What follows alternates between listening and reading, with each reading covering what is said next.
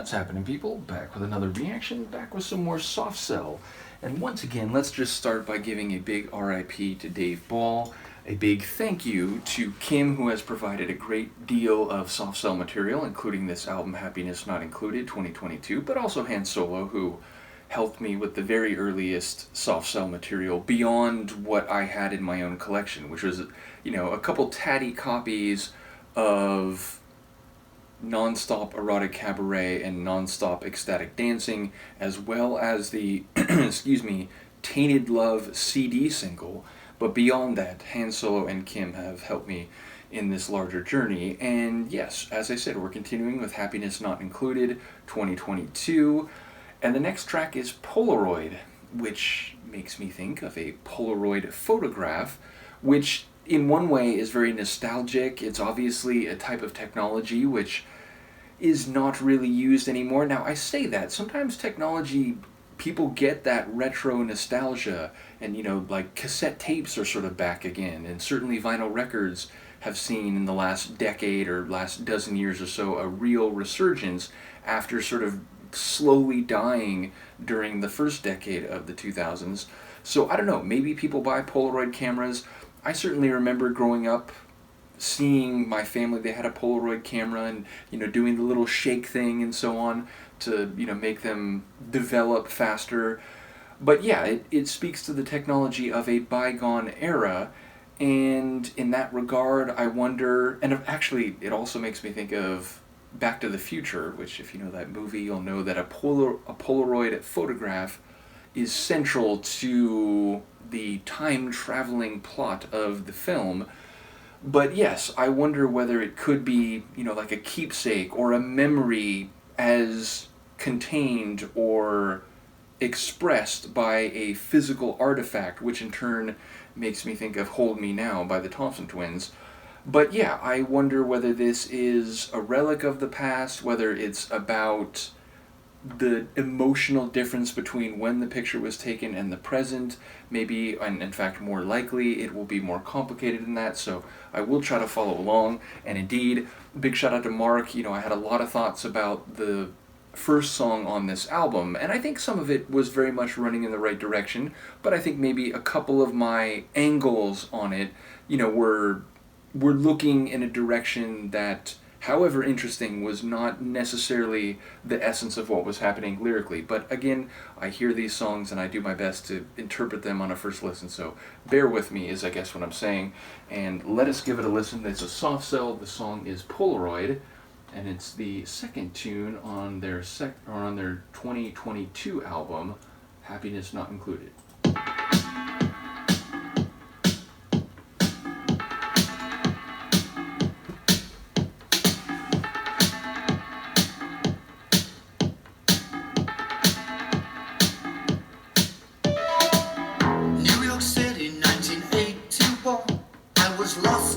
Junkie jungle, according to the factory on Union Square, or a Warhol introduction.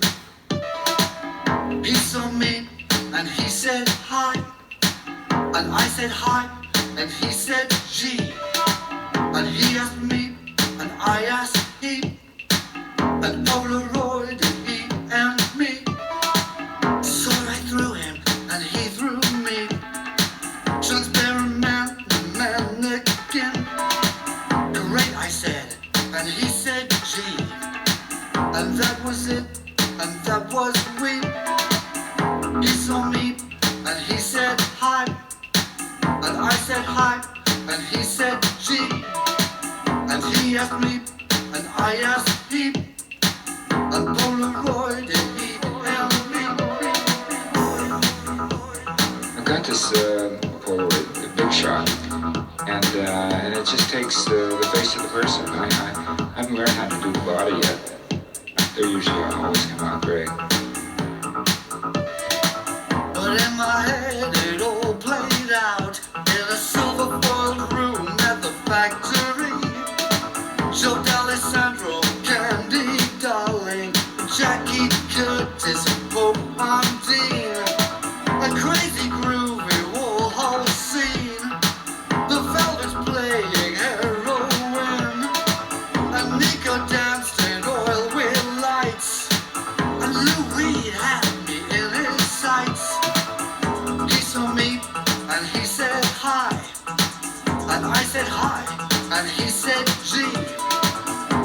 asked me, and I asked him, and Polaroid, he and me. I'm the new girl in town, and I meet Rita Hayworth, Jane Fonda, Lana Turner, Kim Novak, all the glamour girls. And I interviewed them and kept them apart. And then at the end of the film, I get I'm murdered. Oh, just well, actually, I try to make people look good. That's what I did. New York City, 1981. I was lost in the junkie jungle. Called to the factory on Union Square for a Warhol introduction. And now if we exist at all, a Polaroid stuck on my wall. Feel like my dreams, and really just nothing at all. He saw me, and he said hi, and I said hi, and he said gee. And he asked me, and I asked him, a Polaroid, and he and me.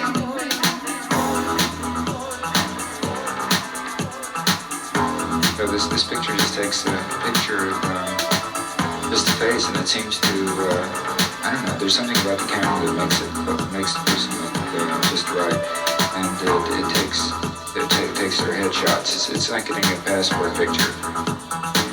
I take half a picture from a picture and another picture with from. I'm the new girl in town, and I meet Rita Hayworth, Jane Fonda, Lana Turner, Kim Novak, all the glamour girls. And it just takes the face of the person. I haven't learned how to do the body yet. I've done it before, but not really. They usually always come out great.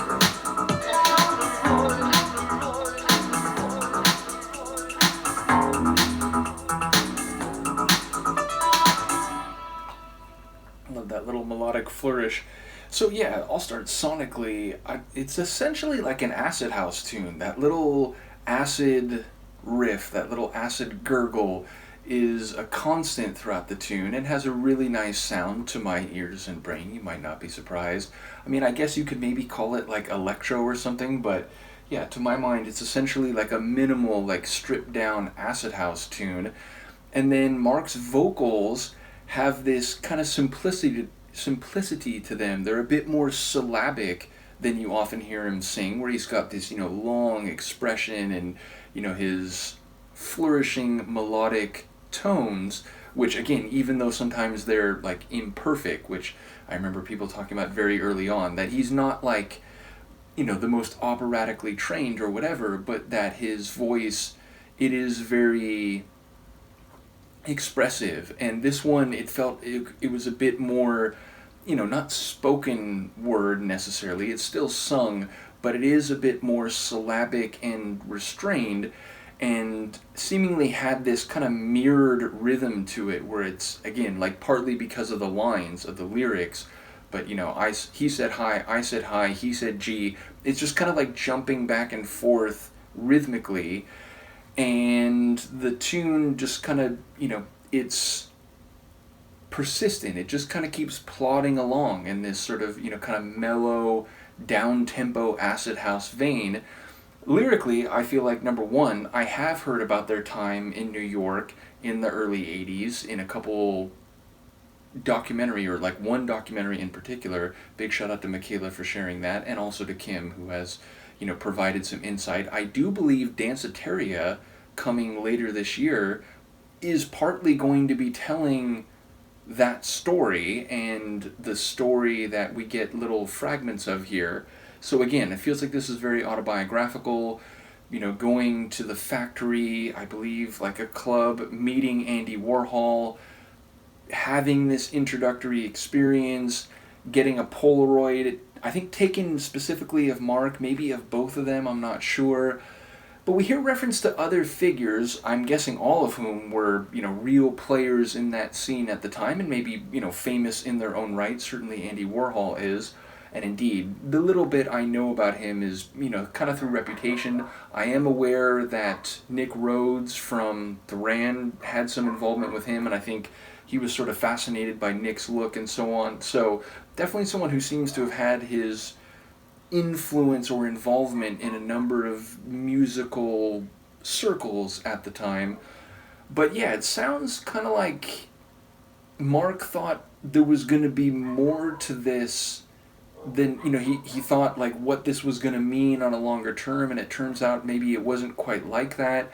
It does also seem to be about Andy, and I don't know if those quotes were from Mr. Warhol directly, but like that he preferred taking Polaroids because they're kind of like headshots, and they're not like about, sort of framing the body and so on. He tries to make people look good, but he hasn't quite mastered the body yet. I think there was a suggestion of like making a mannequin, which I don't know like if that's from the Polaroid or if that was, again, part of Andy Warhol's artistic expression. But yeah, it seems like it's about the Polaroid itself, and then you get that female vocal, which is like, or sample, it's like, Rita Hayworth, and mentioning all these glamour girls, and seemingly saying like she wanted to hit the scene with a similar impact and so on, which again suggests that at least that aspect is like outside whatever autobiographical element there is here with Marc and Andy Warhol. So yeah, seemingly about the music and club scene in the early 80s, and indeed he's saying, he was essentially in the milieu of, drug taking and junkies and so on, which again I've heard a little bit about from Marc directly in those documentaries. I remember, I was just talking about this recently, about how Dave was saying that like,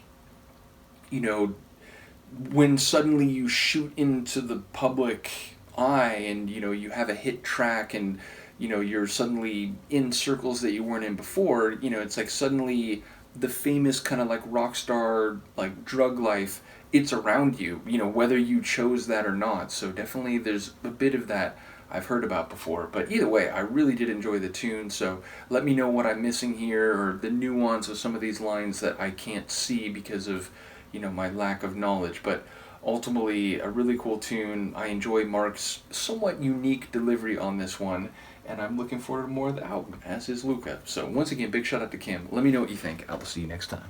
Peace.